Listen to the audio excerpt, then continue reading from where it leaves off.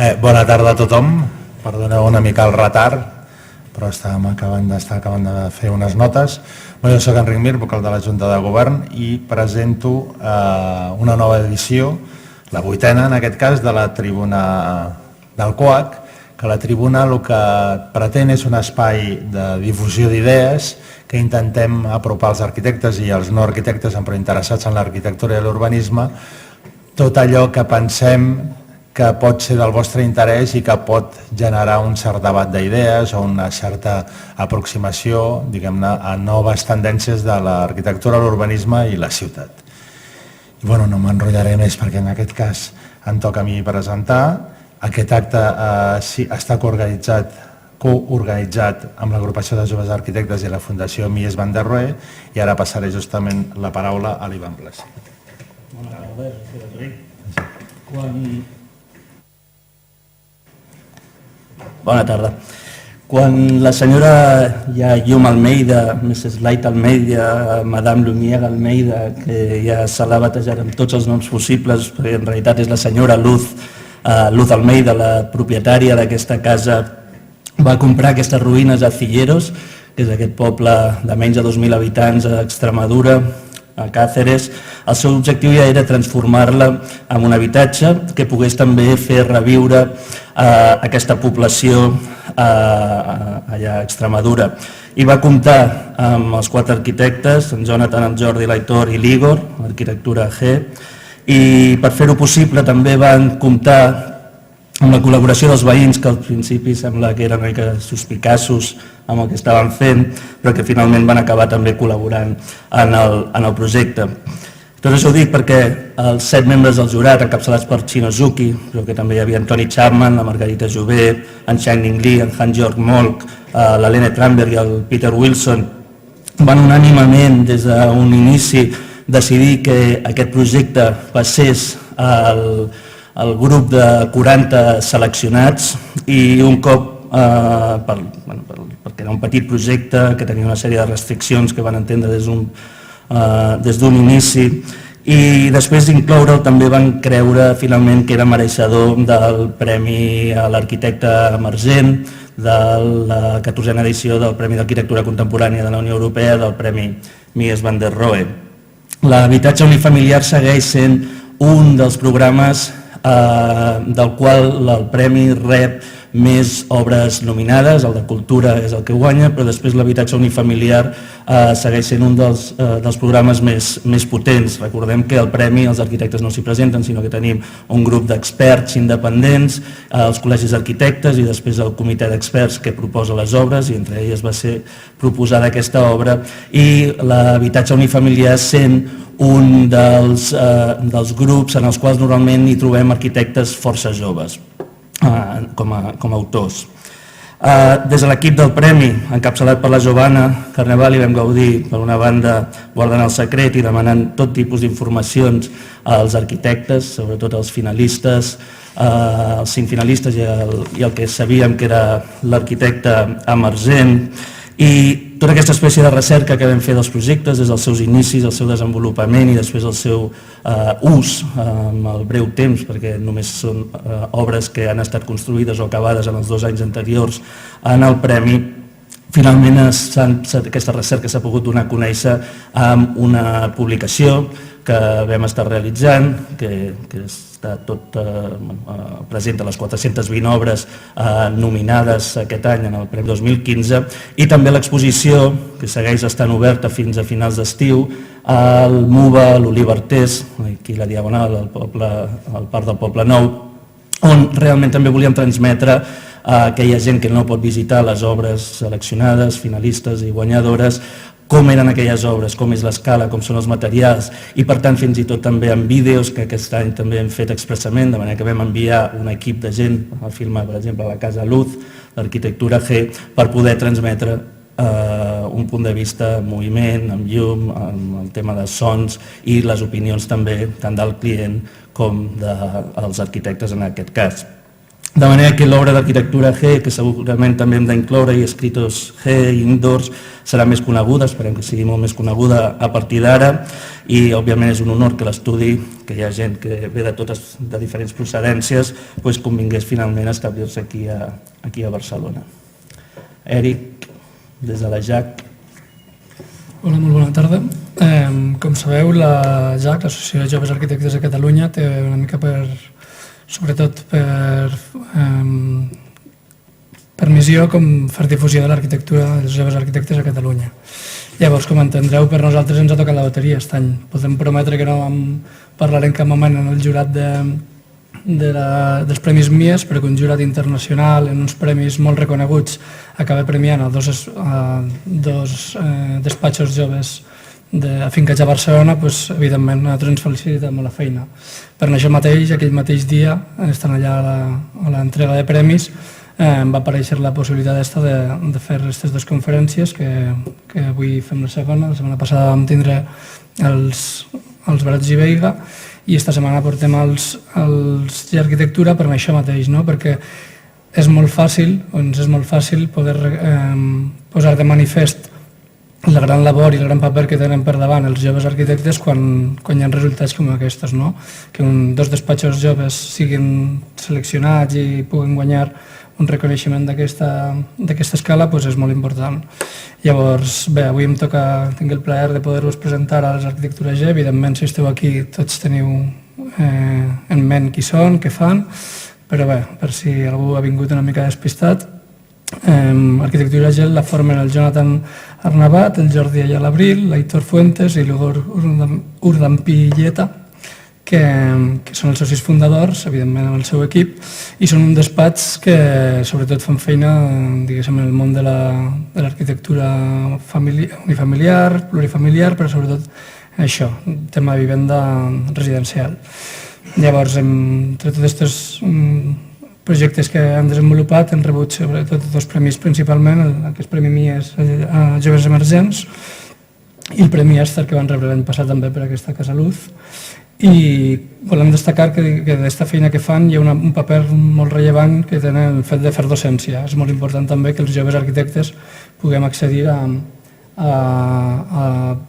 poder transmetre aquestes experiències, aquestes no experiències a la gent que ara mateix està estudiant. Llavors, jo volia destacar, l'altre dia parlant amb un amic, discutíem sobre tot el tema de l'arquitectura actual i tal, i va aparèixer una cita de l'Alejandro Lasot enmig de la conversa que crec que venia molt a cuento. Llavors, el de Lasot deia que l'arquitectura o és popular o és un exercici intel·lectual, la resta és purament negoci. Llavors, jo crec que en el cas d'Arquitectura G podem veure que realment són una molt bona interpretació d'aquesta dualitat entre popular i intel·lectualitat, ja que si veiem qualsevol de les seves obres hi ha sempre un gran contingut experimental, però sobretot una reflexió al voltant de l'arquitectura tradicional. Llavors, sense més, us deixem a ells i en l'Aitor Fuentes, que ens presentarà aquest projecte. Moltes gràcies.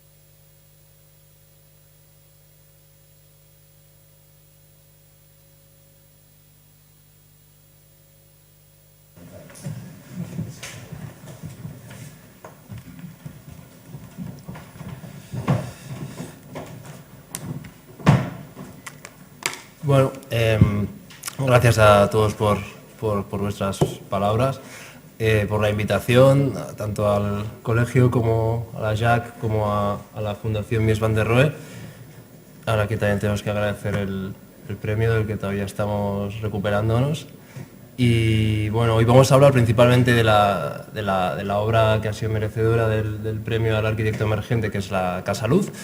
Y haremos primero una especie de saltitos por encima de distintos proyectos que hemos ido desarrollando en el último tiempo, que principalmente son de interior. Esta imagen con la que hemos querido empezar es nuestro estudio.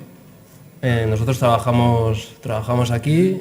Esta es la zona donde hay más maquetas, pero esta es la zona donde también veis los ordenadores. Y como veis, nuestra manera de trabajar es muy manual. O sea, depende mucho del mundo de la maqueta, del confrontarte a cómo es el espacio desde el punto de vista de lo físico, ¿no? Hemos visto con el tiempo que es una fantástica herramienta de comunicación también de cara a los clientes, porque una vista siempre es una mirada parcial de un proyecto que es más que un rincón, ¿no? Y en las maquetas se puede ver una parte concreta y su relación con el todo también. De hecho, ahora viendo estas fotos me entra como una especie de nostalgia, porque nos vamos a cambiar de local y bueno, todo esto supongo que nos acompañará, pero de otra manera. Y aquí tenemos en este fondo de foto que tenemos a la derecha la maqueta que hicimos para la exposición de los premios Mies van der Rohe que entregamos a la fundación, ¿no? Y que casualmente pues esta serie de fotos son de ese mismo día. Vamos a empezar con un proyecto que es una maqueta. O sea, una maqueta normalmente es un medio mediante el cual representas un proyecto que es un fin, ¿no? En este caso, medio y fin eran hacer una maqueta. Este es el escaparate del restaurante Il Giardinetto, en la calle Granada del Penedès, que es un proyecto, bueno, es un restaurante que es un proyecto de los años 70 de Correa de Milà, que está después reformado por Llamazares y Pomés, y tiene esta especie de ventana que da al exterior, como este roto en la pared, y cada X tiempo invitan a alguien a realizar un pequeño escaparate, ¿no? Este es el interior del restaurante para los que no lo conozcáis, y se trata de recrear un poco la idea de poder cenar en un bosque, ¿no? Los pilares representando los troncos de los árboles y todas las hojas que hay en el techo y demás. Entonces nosotros lo que hicimos fue en esta ventana poner una maqueta de una síntesis del ideal que tenían Correa de Milà, o lo que nosotros entendemos de ello respecto a este restaurante. Entonces, lo he querido traer aquí lo primero de todo, porque con el tiempo nos hemos dado cuenta de que esta maqueta condensa bastantes de las cosas que utilizamos en todos nuestros proyectos, o sea, sintetiza muchos de los rasgos comunes que se van repitiendo en distintos proyectos. Bueno, tenemos, básicamente en la imagen lo veis, tenemos una plataforma que se eleva un poquito del suelo, por lo tanto, esa zona acota en planta una zona alrededor de un objeto central, que es el árbol, que ese árbol a su vez ayuda a organizar alrededor de sí mismo toda esa zona que se eleva. Esta zona elevada tiene como una condición de lugar ya, y que además es acotada en sección por la propia copa del árbol, ¿no? Es un poco el control de las secciones y la variabilidad de las mismas. Entonces ahí tenemos a la gente que está cenando, está reuniéndose, está hablando, y es algo a lo que nosotros también prestamos mucha atención, que es la componente más social de la arquitectura, ¿no? Muchas veces nosotros nos proyectamos a nosotros mismos en los proyectos que hacemos, pues ahí con los amigos, pues o tirados en el sofá, en una mesa, en una cena, etcétera. Y por último, el tema el piano, la música, ¿no? Que también es importante, la escalera que invita a entrar sin tampoco desvelar del todo lo que hay arriba. Y por último, la palmerita de espejo, ¿no? Que es como una especie de broma, ¿no? Un elemento vegetal hecho por mineral, ¿no? por cristal, y que tiene este punto como de humor que también nos atrae mucho.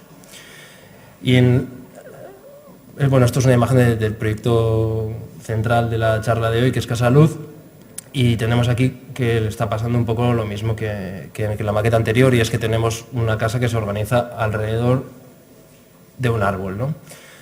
Esto después entraré al final de la charla más a fondo en lo que es el proyecto, pero como primer acercamiento, digamos que es una casa que está entre medianeras, a la que se le vacía la parte central para hacer un patio, y introducimos ahí un árbol alrededor del cual se desarrolla un proyecto en 3 niveles, una planta baja y 2 bandejas, y en un lado tendríamos las habitaciones y en el otro lado la zona más social. Después me extenderé un poquito más.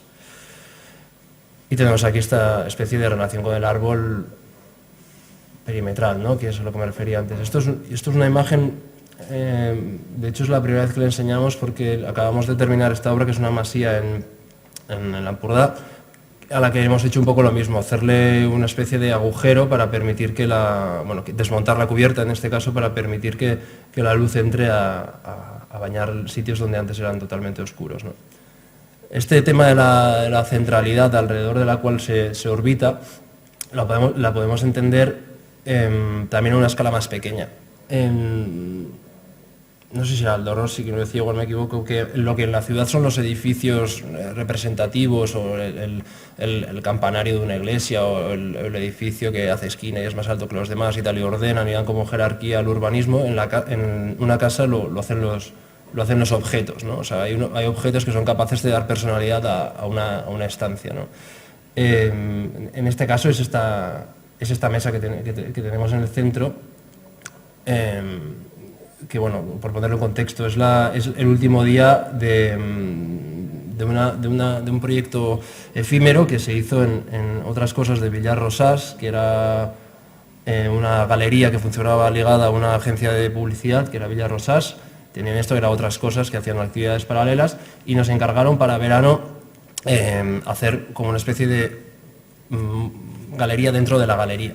Entonces nosotros, como asistíamos más o menos a menudo a los saraos que solía haber aquí, nos dimos cuenta de que lo que pasaba es que muchas veces la gente veía la exposición más o menos rápido y luego se iba afuera a tomarse una cerveza y a fumarse el cigarro, ¿no? Entonces al final estaba toda la galería vacía y todo el mundo estaba afuera, y donde se daba, digamos, el intercambio social y el atractivo para poder acercarse era en el exterior. Entonces nosotros les propusimos hacer un chiringuito exterior, como era una especie de proyecto veraniego, pues lo contextualizamos apropiándonos un poco del lenguaje de todo este mundo de toldo playero, ¿no? De chiringuito, de telas, de rayas, de tejados de chapa hechos de mala manera, y lo que hicimos fue hacer 2 módulos que eran articulables entre sí, que se podían configurar de distintas maneras porque iban a tener que albergar distintas exposiciones.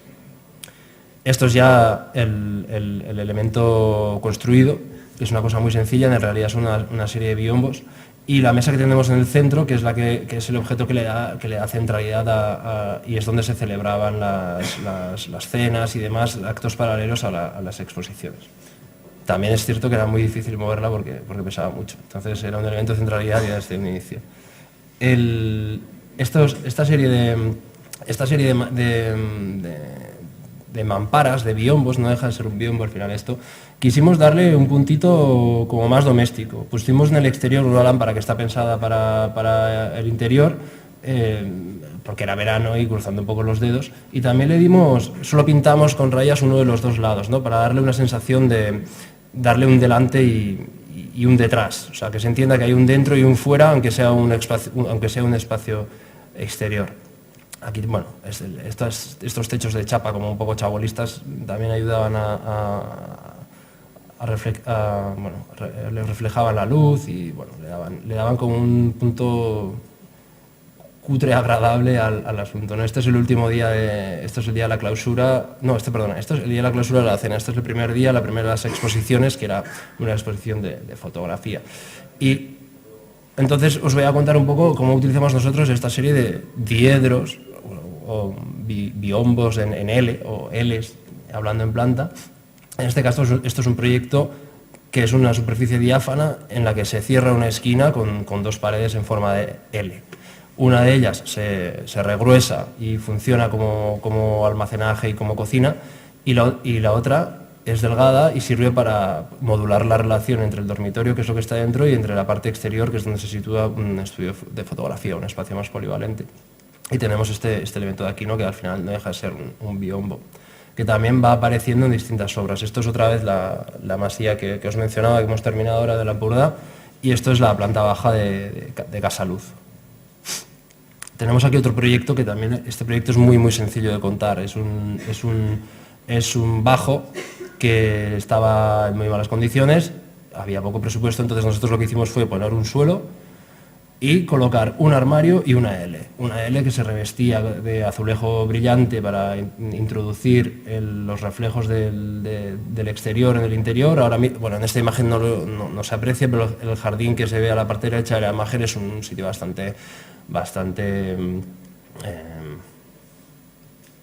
poblado, digamos, de vegetación ahora mismo, entonces esto tiñe un poquito de verde el interior y es una cosa que nos atraía, ¿no? Entonces aquí hay un poquito de experimento de cosas que pasan luego en Casa Luz, que es como mediante la superficie reflejante teñir el interior, tanto del rojo del suelo como del verde del exterior.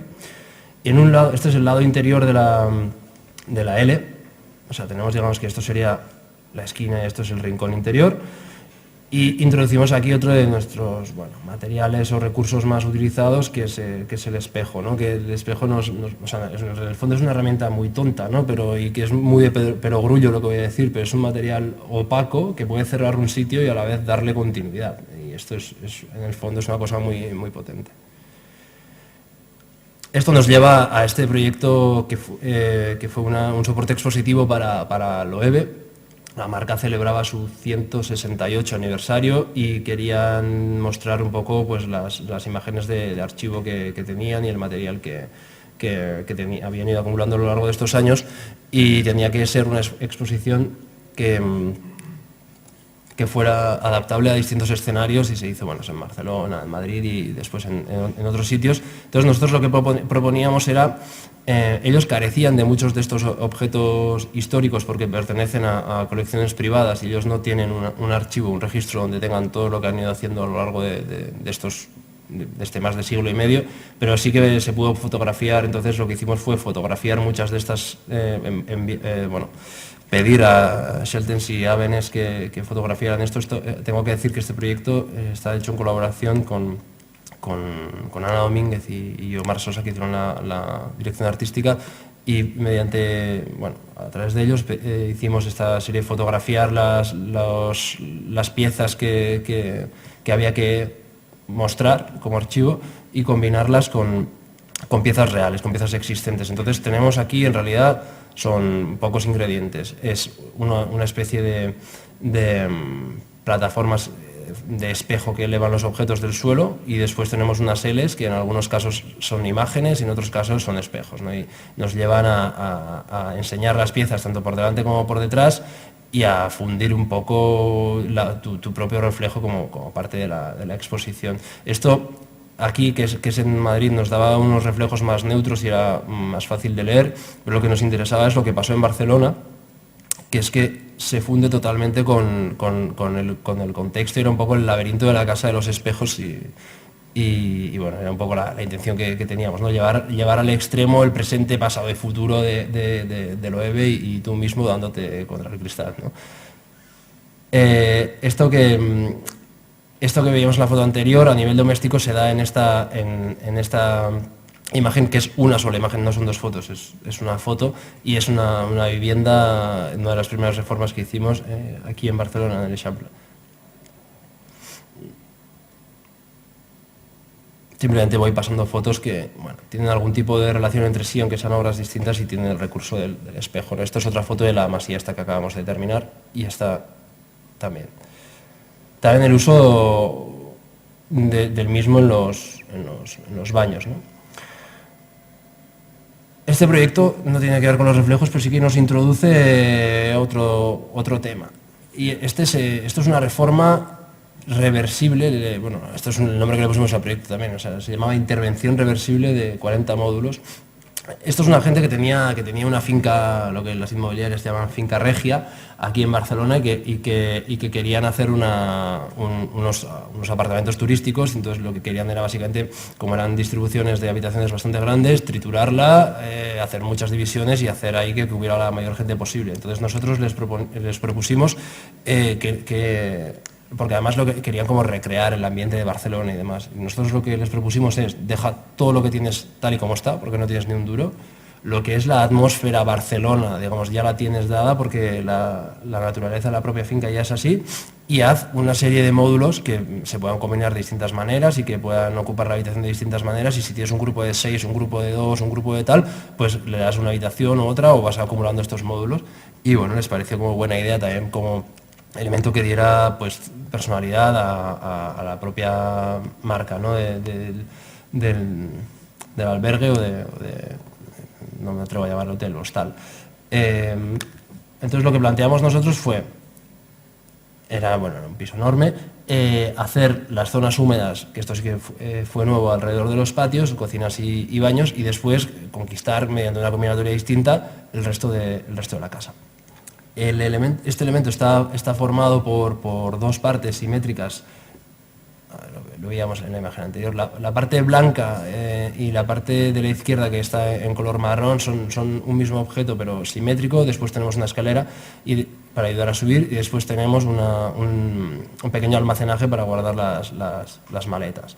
Entonces os enseño esta documentación técnica porque, bueno, más que nada con el tiempo nos hemos ido dando cuenta de que cuanto más definido esté algo, bueno, siempre mejor, ¿no? Pero cuanto más pequeño sea el proyecto, más importa, porque el peso que puede tener una metedura de pata en un proyecto pequeño, que solo son 3 cosas, si la cagas en una, pues el 33% del proyecto está mal, ¿no? En un proyecto más grande siempre pasa más desapercibido. También este proyecto está un poco relacionado con la Great House de Alan Wexler, que era, bueno, esta instalación que condensaba como las necesidades estándar de un individuo occidental, bienestante, digamos, en una especie de caja a la que se le podían sacar distintos cajones, ¿no? Nosotros lo que hacemos es, en la parte de, bueno, esto que veis aquí, no sé si se ve el ratón, sí.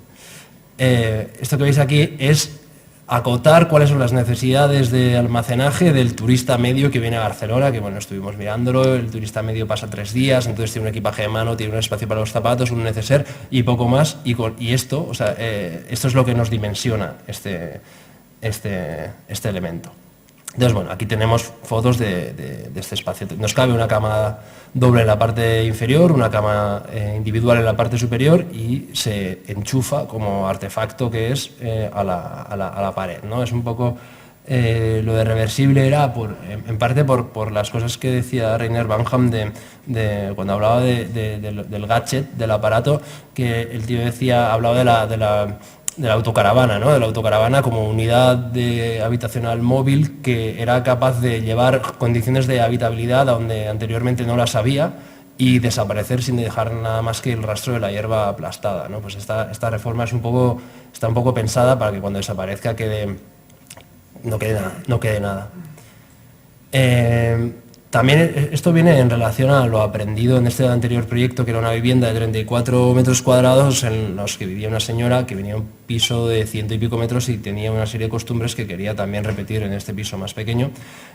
Afortunadamente derribamos el falso techo y nos dimos cuenta de que había más de 1 metro de espacio y pudimos aprovechar no solo la planta sino también la sección, ¿no? Y bueno, en realidad están bastante relacionados estos dos proyectos en el uso de las alturas, en cómo se relaciona la parte inferior y la parte superior.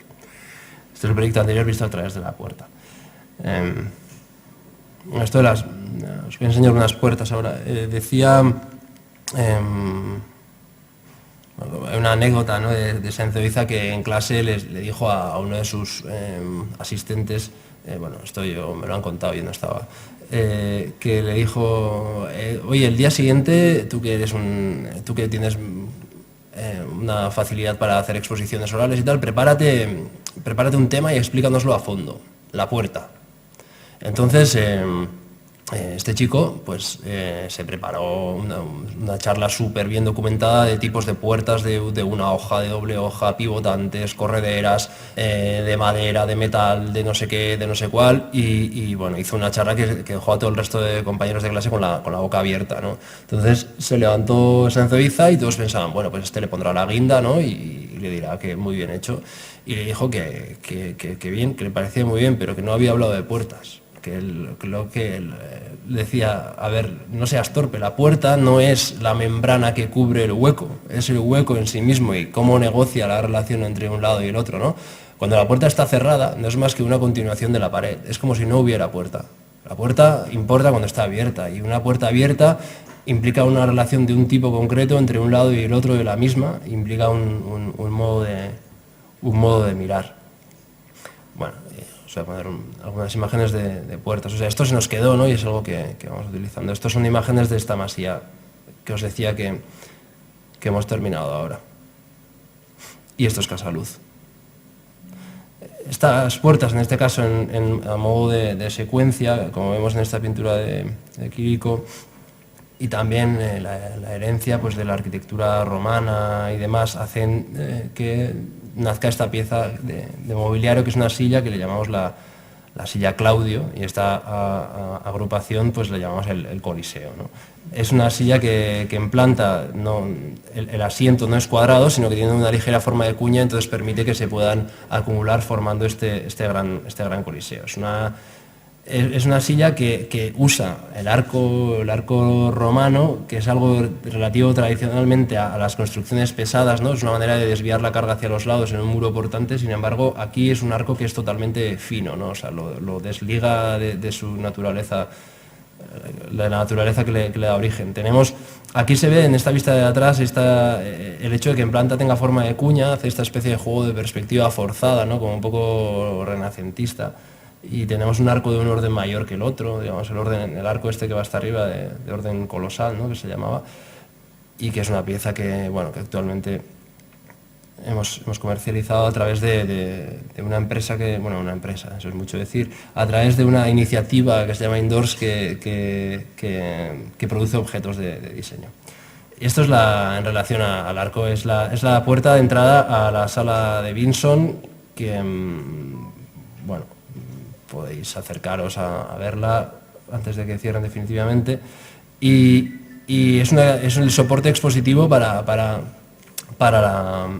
Red, la reunión de empresas de diseño. Es una organización que condensa a los distintos productores de mobiliario de España relacionados con el diseño, y hicieron una exposición en la que cada marca cedía o aportaba una pieza y era expuesta de manera itinerante, pues en Barcelona, después en Madrid, después fue a Estocolmo y después ahora irá a más sitios. Entonces a nosotros nos encargaron el diseño y el soporte expositivo. Y esto empezaba en Vinson.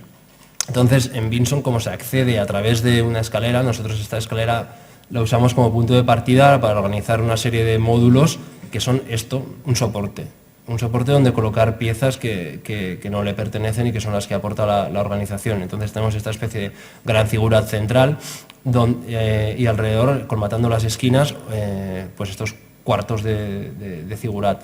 Las alturas son bastante variables porque las piezas también eran bastante variables, entonces teníamos que prever un poco la casuística de qué alturas necesitaba cada una, y este era un poco el efecto que queríamos. Estas fotos no tienen las piezas puestas porque que pensábamos que queríamos documentar la pieza en sí misma antes de colocar los objetos que le daban sentido. Y aquí está ya con los objetos colocados, que como cada uno era de un color distinto, al ser la organización, al llamarse Red, pues entonces llegaron al acuerdo de pintar todo el mismo rojo y por lo tanto darle unidad al asunto. Entonces estos se podían descomponer en piezas que en planta ocupaban lo mismo que un palet, por lo tanto se podían transportar con facilidad y se podían organizar de unas maneras distintas. Esto es en Madrid. Lo que hicimos fue descomponer totalmente las piezas de figurat que hemos visto en Vinson y, sin embargo, hacer una especie de escalonado espaciado. O sea, si os fijáis, la parte de aquí atrás es la parte más alta de todas y esta parte de aquí es la parte más baja de todas. Entonces es una especie de subida constante a través de la cual pues, puedes circular.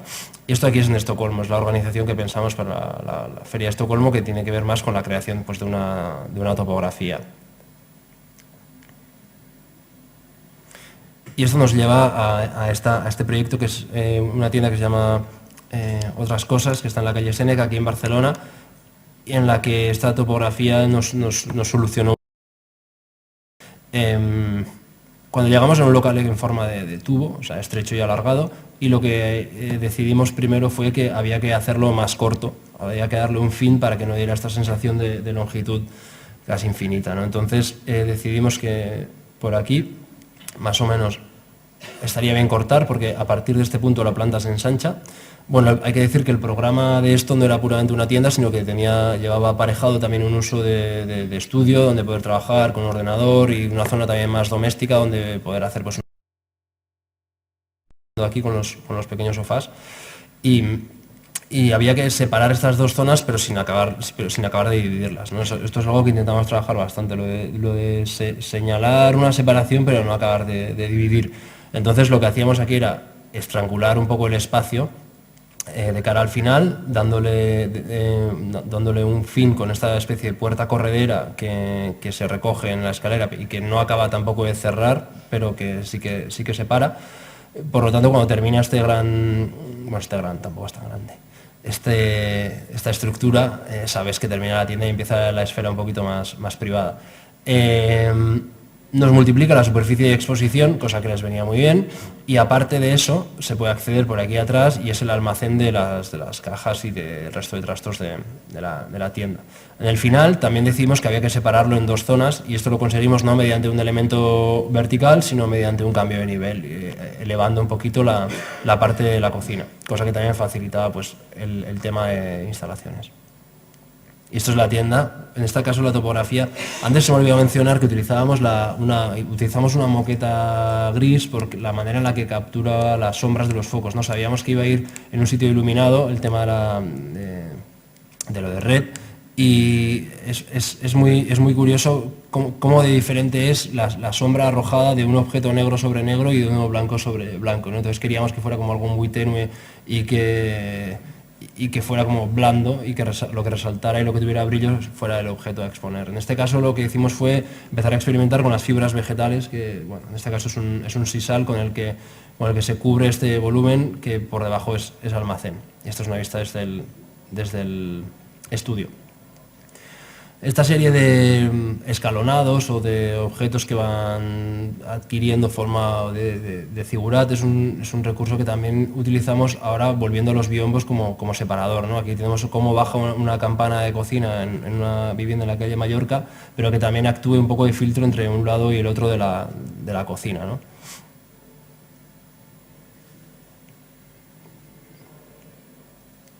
Que sería un poco un recurso que se va repitiendo esto del escalonado en toda esta parte aquí. Esto es un piso en la calle Girona, que también hemos terminado hace poco. Otra de las cosas que se repiten y que también veremos en Casa Luz es el tema del baño. A nosotros al principio nos decían, ¿cómo es que ponéis en la web fotos de los váteres? En plan, que sí es el váter. Y no sé, nosotros siempre habíamos pensado que el baño es una habitación más de la casa, es una habitación donde además te puedes, pero no está en una especie de jerarquía inferior, es una habitación más, y es una habitación en la que además pasas mucho tiempo. Esta imagen de aquí es de la revista Apartamento, con la que nosotros colaboramos en el apartado de arquitectura, y viene, es una conversación no con César Manrique, porque no es posible, pero sí con el director de su fundación, y nos hablaba de la relación de César Manrique con los baños, ¿no? Entonces el tío decía, el baño es el primer sitio a donde vas cuando te levantas y es el último sitio que ves antes de meterte en la cama. Entonces, pues que no sea un sitio asqueroso, ¿no? Vamos a hacer baños que tengan que ver con el placer de vivir. Baños, en el caso de él, también por las circunstancias favorables climáticas, muy relacionados con el medio natural, no muy relacionadas con el exterior. El sentarte en esta taza o el bañarte en esta bañera, pues es algo que está absolutamente ligado con el mundo del placer, ¿no? O sea, el hecho de, si hiciéramos cuentas cuánto tiempo pasamos en el baño, el hacerlo en espacios de esta calidad, pues es algo que es importante y que nosotros, antes de también conocer lo que decía sobre esto Manrique, intentábamos hacer. Esto es el baño, esto de aquí es una de las fotos que hemos visto antes de espejos. Es la zona central de una casa, que es un baño que es cruzable, que no se sabe muy bien dónde empieza y dónde acaba, pero que se puede cerrar, se puede compartimentar y que se puede convertir en dos baños completos. En el caso de esta casa, de esta vivienda, tiene una zona que era una tribuna cristalada con forma poligonal, que a priori era el mejor espacio de la casa, y lo que nosotros hicimos fue hacer ahí un gran baño. Esto es una reforma de una vivienda en San Sebastián, y lo que nos pedía la propietaria era como, quiero la sensación de vivir en un gran hotel. Entonces hicimos ¿qué es lo que te gusta de un hotel? Y decía, pues que tengo el baño aquí, tengo la habitación aquí al lado, luego tengo un escritorio, luego tengo una salita, una especie de suite muy grande, ¿no? Entonces lo que hicimos fue reducir al mínimo las habitaciones de uso ocasional, que eran las de sus hijas, y el resto de la casa dárselo a ella. Porque lo que le pasaba antes es que era un piso de 160 metros y esto es un síndrome que muchas veces pasa, ¿no? ¿Cuántos metros tiene tu casa?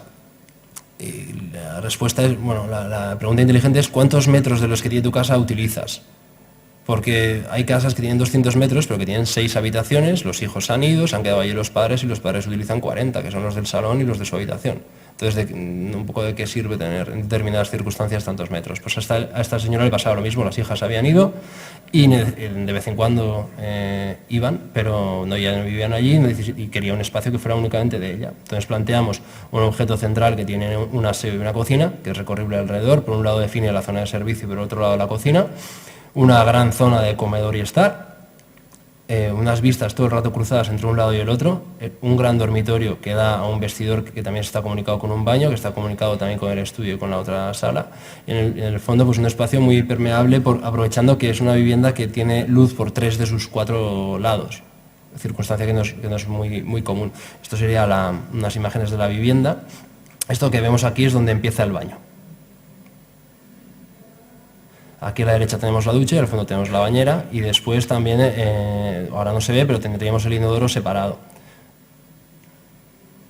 Y es esto de aquí, ¿no? Sobre todo en relación a lo que decía Manrique, muy relacionado con el exterior, con la consciencia del tiempo que hace fuera. Que es también lo que pasa en Casa Luz, que tenemos unos baños pues muy relacionados con el exterior, ¿no? La propietaria nos decía, es que a la noche vas al baño y ves las estrellas y eso no tiene precio. También porque la contaminación lumínica que tienen Cilleros, pues, bueno, en ese sentido son más afortunados que aquí. Esta relación pues muy de tú a tú, ¿no? Con un exterior que en este caso es un patio interior. Otra de las cosas que hacemos bastante repetidamente, el hecho de, sobre todo en reforma muchas veces introduces divisiones en sitios preexistentes y quieres que esas divisiones sean un poco ajenas al mundo en el que estás actuando, sobre todo cuando son pisos pues que tienen pues mucho ornamento, mucha presencia o sea, cuando la preexistencia tiene fuerza, en vez de ir con ella, pues muchas veces lo que intentamos es hacer elementos que se lean como algo totalmente desligado, ¿no? Y esto muchas veces lo hemos hecho mediante la introducción de pequeños objetos muy bajitos que no llegan al techo, y que también te da una sensación de continuidad, ¿no? El hecho de que la cubierta continúe a través de esta serie de objetos, ¿no? Como vemos en esta reforma de aquí, que vemos cómo pasa por arriba el aire, ¿no? Conectar la fachada trasera y la fachada delantera a través de las partes superiores de las habitaciones, sobre todo de los baños y cocinas, donde es todo más sencillo. Bueno, este proyecto es un proyecto en la calle Serra que también, pues un poco volvemos a lo mismo. Tenemos un módulo central que es rodeable, que por un lado tiene baño y por el otro cocina, y después, tenemos este cristal que corona todas las partes superiores de los módulos altos, y tenemos el caso de que aquí lo que nos pedían era, este piso tiene 3 ventanas y nos pedían 3 habitaciones y una sala, entonces todo no podía ventilar o tener luz, ¿no? Y lo que hicimos fue, en esta parte de aquí, introducir un pequeño balcón o terracita, ponerle 2 ventanas y una abría hacia una habitación de estudio y la otra abría hacia el salón. Estas cosas que no llegan al techo, ¿no? Como vemos aquí, es una reforma en la calle María Cubí. Bueno, pues nos vamos a centrar ya en la Casa Luz. Esto es de camino a Cilleros. Nosotros no conocíamos Extremadura, no la conocíamos nada, y la verdad es que nos ha sorprendido mucho, al menos esta zona de Cáceres nos ha sorprendido para bien. Hay un momento en el que vas conduciendo desde Madrid y las ciudades o pueblos empiezan a desaparecer y empieza a aparecer esta especie de paisaje de dehesa infinita, ¿no? Con esta especie de ondulación verde con alcornoques, con encinas, con ganado, con cerdos y demás, que es como una especie de infinito que nos acaba, que nos pareció una pasada. Esta foto de aquí, en la que veis que parece que hay un parterre que bordea la carretera, la hicimos de camino a Portugal un día que fuimos a comer. Cilleros está al lado de la frontera con Portugal, está a menos de 10 kilómetros de la frontera y y hay un sitio que se llama Termas de Monfortiño, que tienen ahí unas termas, donde solíamos a veces ir a comer, y este era el camino, que era un auténtico placer hacerlo. Lo que es Cilleros es un pueblo que aquí en esta planta puede parecer bastante extenso, pero en realidad es más bien pequeño. Tiene menos de 2.000 habitantes, tiene 1.000 y pico, pero el dato significativo es que a mediados de los años 50 tenía el doble de población que hoy. Entonces, normalmente en otros pueblos, en otras ciudades, lo que está pasando es justo lo contrario, ¿no? Barcelona en los años 50 tenía menos población que ahora, y ciudades medianas y pueblos medianos también. Este fenómeno no es exclusivo de este pueblo, sino que lo es de toda la comarca alrededor, que es la Sierra de Gata, que os recomiendo encarecidamente que vayáis a visitarlo. Los pueblos se están quedando vacíos, ¿no? Esto está llevando a, todos los jóvenes se van a pueblos más grandes, a ciudades, y se están quedando vacíos, y esto lleva a una degradación y a un abandono en el que las casas van poco a poco cayéndose. Entonces surge una fundación de gente que es de Madrid, pero que está relacionada con Extremadura, que quiere recuperar el patrimonio arquitectónico popular de esta zona de Extremadura. Entonces ellos lo que hacían era comprar las casas y venderlas muy baratas, casi sin beneficio, pero eso sí, con una condición: la tienes que renovar, la tienes que cuidar, tienes que hacerte cargo de aquello que compras. Entonces, es como te lo vendo muy barato, pero a cambio de que lo arregles. Entonces, Luz, que es la propietaria de la casa, compró 2 casas. Ella preguntó: ¿tenéis alguna que tenga un huerto? Y tal, y esta casa, la Casa Luz, tiene en la parte de atrás una huerta con una higuera, y después había otra que hacía esquina, que es esta de aquí, que la compró para su hija. Entonces, en el proyecto, en el estudio, lo llamábamos a la casa de la señora Luz, era la Casa Luz, y la otra era la Casa Gabriela. De las dos se desarrolló el proyecto. Esto es el anteproyecto de Casa Luz, y esto es el anteproyecto de Casa Gabriela, y únicamente se ejecutó Casa Luz. Esto es una maqueta en sección de Casa Gabriela, que era una casa más pequeñita, en esquina, aunque sí que tenían elementos en común.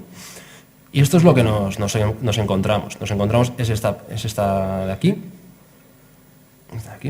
fachada trasera y fachada delantera. Nos encontramos con una casa que por fuera parece que está más o menos bien, los muros de piedra, pues dan más o menos el pego.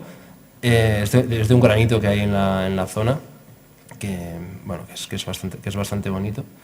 Y nos encontramos con esta doble puerta que se repetía mucho en esta zona. Esta era la puerta esta puerta mide aproximadamente unos 70, unos 75 no más, y esta puerta aquí es más alta y tiene este peldaño exageradamente alto, ¿no? Y esta era la puerta a la que se bajaban, desde la que se subían al burro. O sea, esta era una puerta para subirse al burro. Elementos como estos. Lo que pasa que esto de repente nos ocasiona problemas en dónde se colocan los forjados, porque las ventanas no coinciden unas con otras. Esto es lo que nos encontramos al llegar. Era una casa que había sufrido una serie de reformas bastante desafortunadas, y una especie de acumulación de chapuzas una tras otra. Y lo que tenemos es esta pieza de aquí. Como veis, es una planta que es bastante larga, pero tiene 4 metros y pico de crujía. O sea, es larga pero estrecha, como corresponde a la tipología edificatoria de la zona. Pero teníamos solo entrada de luz por la fachada delantera y por la fachada trasera. ¿Qué pasa? Que la zona del medio no tiene ni ventilación ni tiene luz. ¿Qué podemos hacer? Bueno, esto hay que unirlo al condicionante presupuestario que tenemos. La propietaria de la casa hizo una reflexión que consideramos que es bastante interesante. O sea, yo aquí me puedo gastar 1 millón de euros, que ese dinero se va, en términos de inversión, se va a ir. Porque, o sea, si tú te compras un apartamento en la Sierra madrileña hecho un asco, y lo reformas y lo vendes, ganas dinero. Si tú te compras algo de muy malas condiciones en un pueblo pequeño de la Sierra de Gata, de Cáceres, te puedes dejar el dinero que quieras, que nunca lo vas a recuperar. O sea, en términos de inversión, esto era más amor al arte. Entonces nos puso un condicionante de presupuesto bastante estricto, con lo cual, cuanto menos metros cuadrados construyéramos, mejor. Combinado con la decisión de airear e iluminar absolutamente todas las estancias, nace rápidamente la decisión del patio. Al principio, que también va ligada a la introducción de un árbol, porque uno de los requisitos que nos ponía Luz era: quiero un espacio que sea abierto, que sea luminoso y que esté relacionado con el exterior. Porque también hay que tener en cuenta que la relación con el exterior de la gente que vive en Cilleros no sucede en casa, sucede fuera, porque es un pueblo que está relacionado con el mundo de la agricultura, principalmente el sector primario. Ellos están hartos de ver el exterior durante todo el día, entonces en las casas la tipología edificatoria habitual, que sucede en cualquier sitio del mundo, es huecos cuanto más pequeños mejor, porque en invierno menos se escapa el calor y en verano más fresquitos estamos, y el exterior ya lo tengo bien visto y tampoco me hace falta tener muchas ventanas, ¿no? Y nosotros planteábamos, pues bueno, una manera, pues si queréis, más urbanita de relacionarnos con el medio. Esta es una primera prueba en la que teníamos una escalera en el patio. Más pruebas, como veis aquí estos forjados están en el mismo nivel, esto después a lo largo de la obra fue cambiando. Aquí una prueba con los baños en la posición que acabarían ocupando, otra prueba con los baños en esta posición de aquí y unas primeras pruebas, ¿no? Entonces cuando llegamos ahí nos dimos cuenta de varias cosas. Una, que estábamos a 900 kilómetros de Barcelona. Otra, que no es que estuviéramos a 900 kilómetros de Barcelona en una ciudad que tenía aeropuerto, sino en un pueblo al que costaba llegar, porque ni siquiera llegan autobuses y no tienen estación de tren. Entonces dijimos, bueno, esto va a ser un problema cuando hagamos la obra. ¿Cómo lo podemos hacer? Entonces estuvimos pensando en hacerlo con sistemas semi-prefabricados, como de madera contraplacada, tipo KLH, o bueno, estuvimos barajando distintas alternativas. Entonces nosotros lo que pensábamos que iba a ser una obra rápida y relativamente barata, al utilizar estos sistemas se encontró con problemas. Por un lado, las calles estrechas, que el hecho de llevar los camiones era un problemilla, aunque se podía acabar solucionando, pero sobre todo el tema de presupuesto, que al final era más fácil hacerlo con trabajadores locales y con técnicas de construcción tradicionales que utilizando aquello que se supone que es óptimo. Entonces hubo una especie de pequeña crisis con la propietaria, porque nosotros le habíamos hablado mucho de su casa de madera y al final resulta que no fue de madera. Tenemos aquí en la parte superior, se ve pues lo que es esto es una maqueta, es el forjado, bueno, evidentemente, esto es el forjado de madera que nosotros le dijimos que iba a estar, y esto es un cambio, una estructura metálica con un entreviegado cerámico, con dos opciones, ¿no? Vamos a dejarlo natural o lo pintamos. Y bueno, después de esta especie de drama, porque teníamos interiorizado el tema de la madera, al final lo hicimos de cerámica. Por ampliar un poco la información, la escalera se sitúa en un sitio que, esto es curioso, os lo voy a enseñar para atrás. Tenemos aquí la planta, entonces esta planta, como veis, todas las casas son más o menos rectas de principio a fin. Entonces tenemos estas dos que se han ido como peleando a lo largo de los siglos, y le debía a este 3 vacas, y este le dijo, pues te cojo un trozo, pero déjame aunque sea una puntita para ventilar y tal. Entonces queda este pequeño resto de aquí, y entonces esto de aquí es como una especie de robo o de acuerdo de hace tiempo entre las dos propiedades, y es donde ponemos la escalera, porque nos permite liberar el ancho de crujía. También sucede en el huerto que esta línea, o sea, este huerto de aquí era recto, y de hecho hay unos muros que eran rectos, pero de repente hay un muro triangular que pertenece ahora al vecino de este otro lado. Entonces, bueno, vas viendo cómo sedimentan los conflictos en forma de planta. Bueno, gracias a esa disputa que ganó el anterior propietario de esta casa, podemos meter la escalera en esta zona de aquí y la ponemos en la zona del programa público, porque entendemos que las circulaciones es mejor que no molesten a la zona de habitaciones. Por lo tanto, tenemos la cocina en la parte inferior, la sala de estar en la parte superior, y en el otro lado tenemos dos habitaciones que están bastante separadas no sé si se ve mucho, se ve poco aquí, ¿no? Bueno, están separadas mediante el patio. Al estar separadas mediante el patio podemos prescindir de puertas. Esta es la planta baja, y esta es la relación con la calle y la relación con el patio, con la parte posterior. Esta planta la entendemos un poco como continuación de la calle, como un sitio en sombra donde poder estar en verano a la fresca, tal cual, como se hace tradicionalmente en esta serie de pueblos donde en verano el sol pega fuerte, ¿no? Es un poco como una lengua de calle que se introduce dentro de la casa y que pasa alrededor del árbol. Esta parte trasera se puede cerrar para permitir un control climático un poco mayor, pero toda esta parte de aquí pues es para dejar las bicicletas y demás. Es importante recalcar que es una segunda residencia. El hecho de que sea una segunda residencia te permite, respecto al, llamémosle, confort climático, ser un poquito más laxo, porque al final es un sitio en el que estás pocas veces al año, ¿no? Esto sería la primera planta a la cual se accede mediante esta escalera. Tenemos una cocina que, como veréis en las fotos, es muy elemental, o sea, es una encimera equipada y nada más. Y tenemos una habitación que está detrás del baño. El baño que tiene, bueno, que se oculta tras el árbol. La parte superior tenemos otra habitación en el lado de la calle y tenemos otra habitación en la sala de estar en la parte de atrás, que es la que da a la huerta y es la que da al paisaje. Hay que comentar que la cubierta que no tiene más interés que ver el agujero. Esto es la fachada principal, esto es este lado. Y hay que comentar que esta calle se llama Calle de la Iglesia. Y se llama Calle de la Iglesia porque es la calle que va desde el ayuntamiento a la iglesia. Esto significa que todas las procesiones, todas las idas y venidas a misa y todos los funerales, que en este pueblo desgraciadamente son bastantes por la media edad, pasan por delante de la casa. Entonces, esta especie de acontecimiento social hace que cuando van a la iglesia y vuelven, pues se paraban por delante de la casa y los vecinos iban comentando, ¿no? Pues, oye, qué cosa más rara, qué estáis haciendo aquí. O sea, era como... al principio la relación con los habitantes de Decilleros fue bastante hostil. O sea, nos miraban como de una manera bastante agresiva, pero con el tiempo fue haciéndose más amable y ahora hasta les gusta, ¿no? Que tener una casa como esta en el pueblo, ¿no? Nos decían, pero ¿cómo vas a meter un árbol dentro? O sea, porque su relación con la naturaleza es otra, ¿no? Su relación con los árboles es puramente utilitarista, son árboles frutales, o sea, es trabajo. ¿Para qué te llevas el trabajo a casa? Bueno, esta es la sección que tenemos. Durante el derribo, que fue de este estilo, descubrimos varias cosas.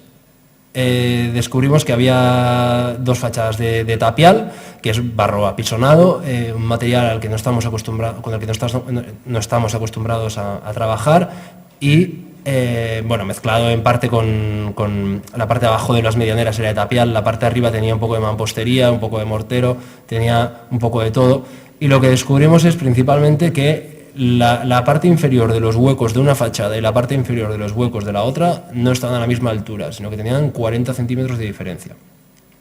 Un topógrafo no nos había hecho un levantamiento del interior y nosotros, como buenamente pudimos, triangulando con metros muy largos y con zonas en las que no se podía pisar, pues descubrimos esto durante la obra.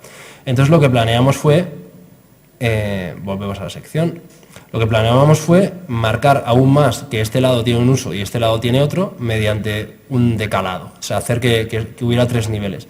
El nivel bajo, por lo tanto, techo en esta parte más alta de la zona de estar, el nivel un poquito más alto de la zona de paso y el nivel un pelín más alto de la zona de habitación del fondo. Así se marcaba un poquito más el carácter de cada zona sin dejar de estar conectado. Y el detalle es este, ¿no? Este es el canto de un forjado, esto es el paso al otro y esto es el canto del otro forjado.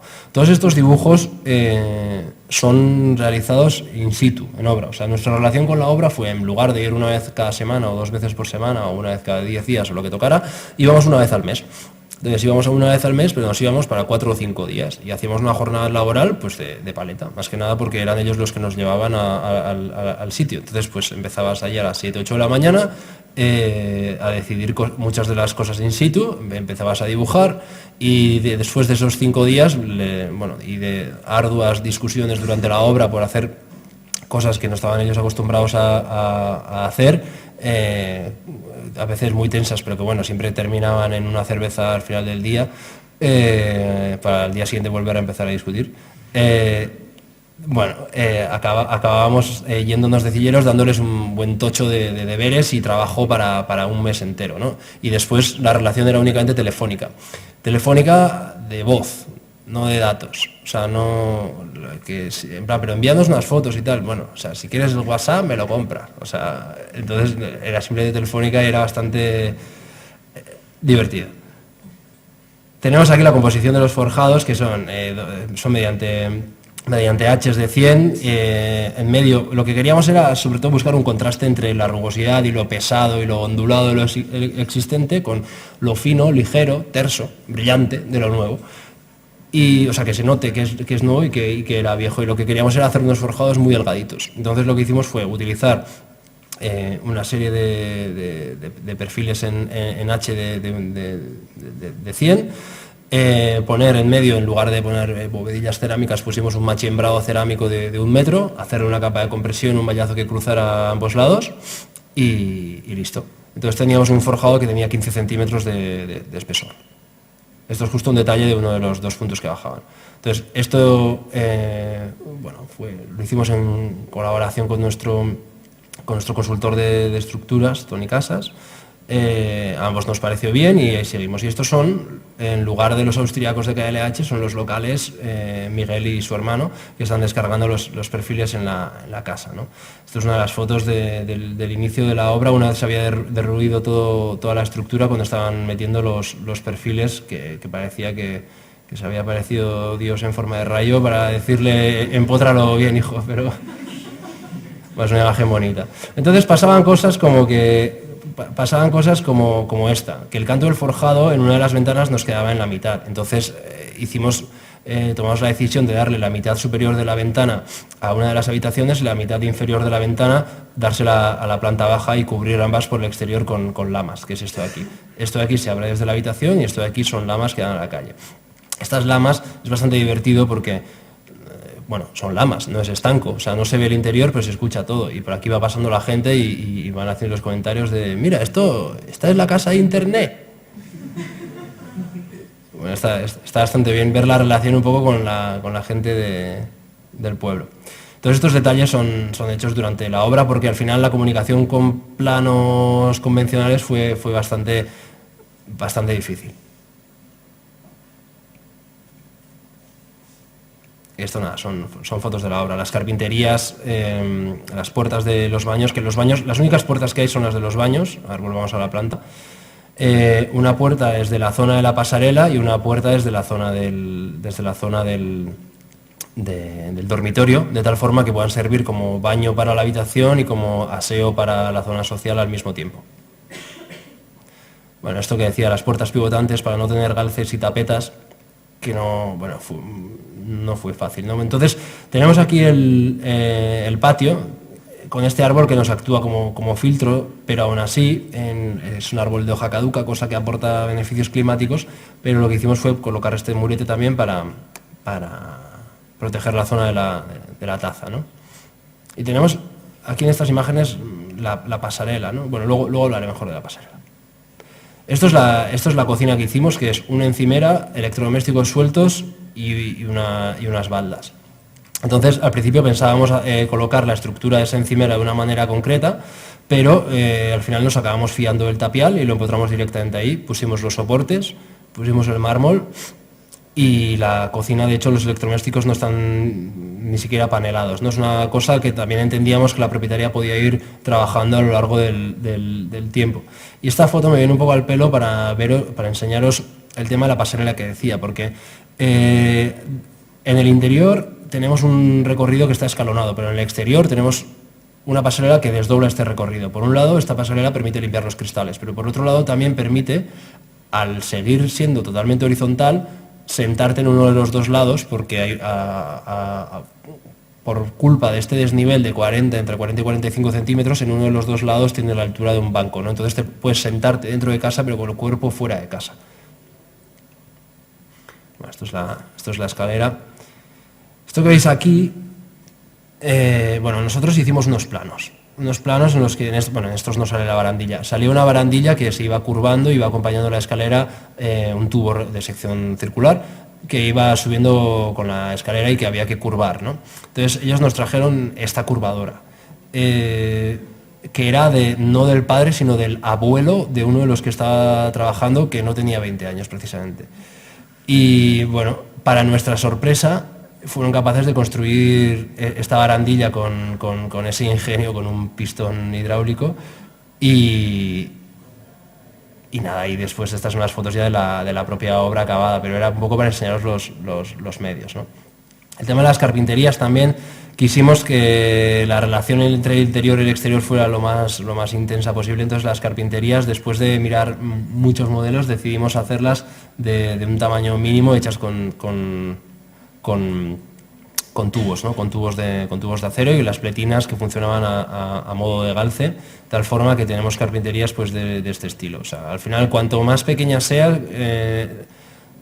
si el cristal es doble, el porcentaje de superficie transmisora que representa el marco es relativamente pequeño, y el tratarse de una vivienda de segunda residencia, bueno, pues se puede hacer. Bueno, esto es un poco por, tampoco quiero ser demasiado pesado con el tema de detalles, es más que teníamos una documentación bastante completa de cómo se fue haciendo la obra, y era por enseñarosla. Aquí tenemos el paso del forjado que os comentaba. Entonces esta ventana abre para la habitación de arriba y esta abre para la de abajo. Como la altura de una persona cambia, pues el sentido de la lama es descendiente en la parte inferior y en sentido ascendente en la parte superior, para no poder ver qué pasa dentro de la habitación. Esto es durante la obra. Aquí podemos ver pues esto que os comentaba, el contraste deliberado entre la parte nueva más tersa y la parte antigua de tapial, que simplemente se pintó a la cal. Esta barra de aquí es el armario de esta habitación, que al final es una barra donde colgar las chaquetas los días que vayan. Respecto al tema de la materialidad, pues se muestra tal cual es y sin complejos. El propio, después de estar valorando si pintarlo o no, decidimos que el calor, la calidez que necesitaba este espacio se lo daba el propio color de la cerámica, y decidimos dejar el tablero machimbrado cerámico tal cual, dándole simplemente un tapaporos, y dejamos el suelo también en su color natural. Bueno, estos son detalles de las puertas de la parte inferior, que son estas de aquí. Durante la obra, el herrero seguramente fue uno de los que más lo sufrió.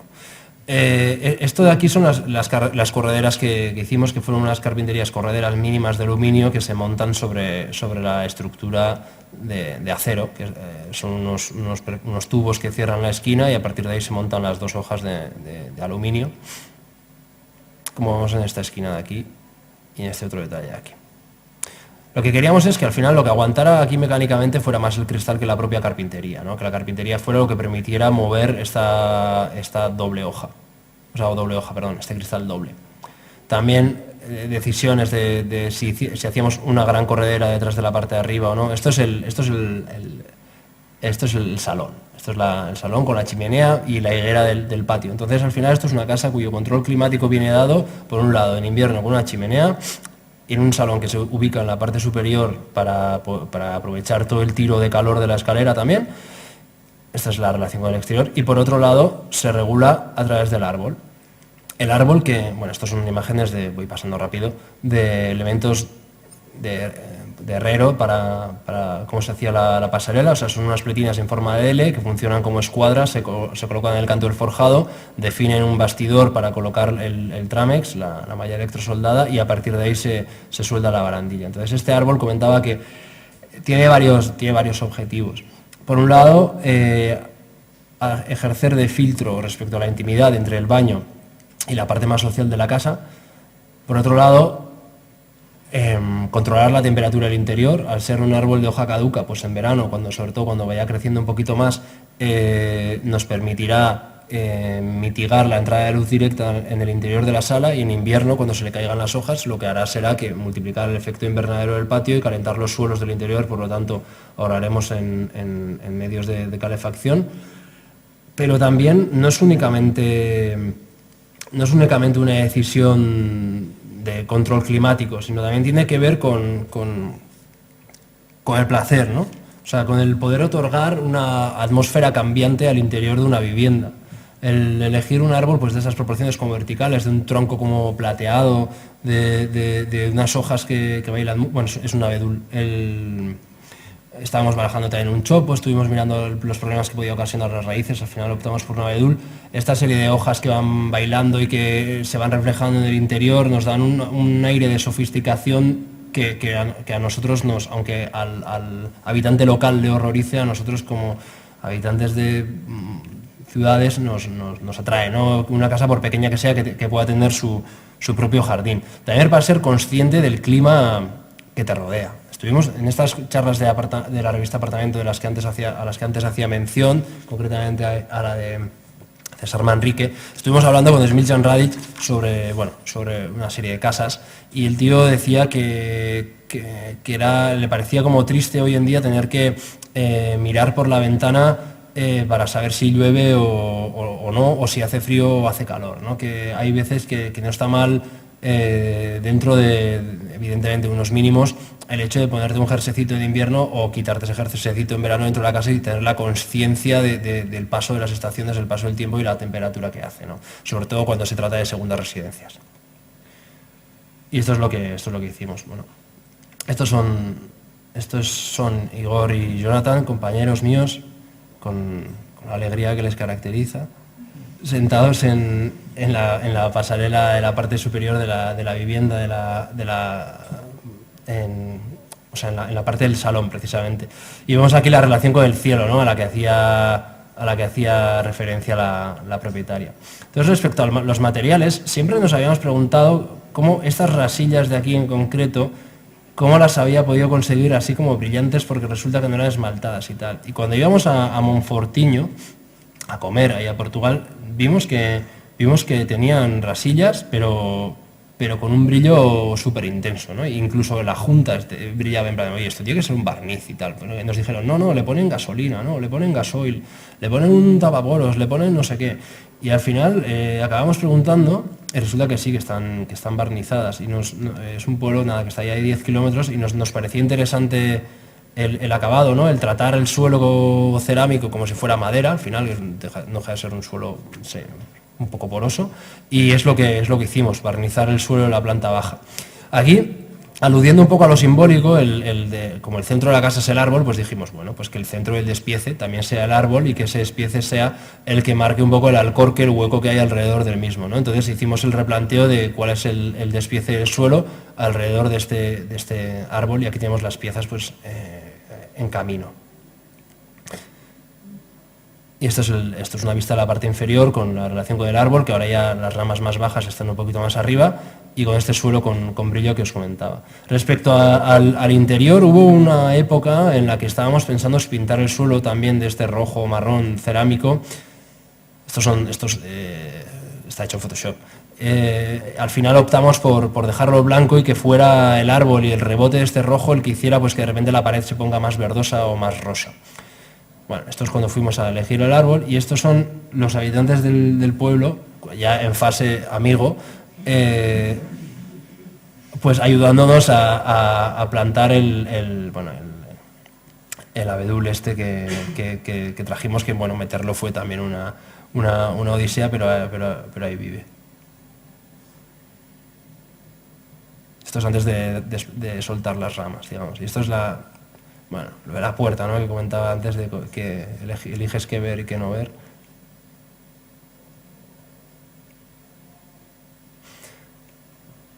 Entonces, aquí tenemos la parte donde la planta se ensancha, subimos a la parte superior. Aquí tienes la relación muy directa con el patio.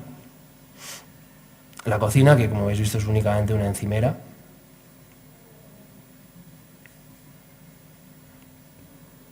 Si seguimos hacia arriba, tenemos la cocina, y aquí encima la sala, y al final acabamos con esta relación con el cielo y con la parte del exterior. Me refiero a la parte de atrás, de la higuera, y las vistas a la sierra.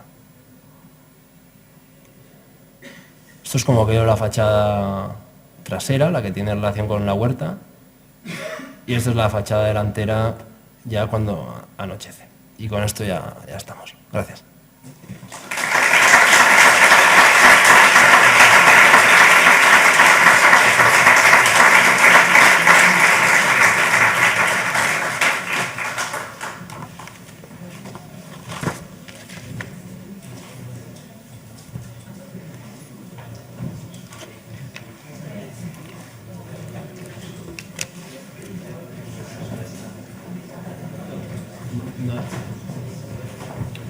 No hay turno de preguntas ni nada de eso, ¿no? Bueno, no, si quieren, sí, pero bueno, tampoco. Sí,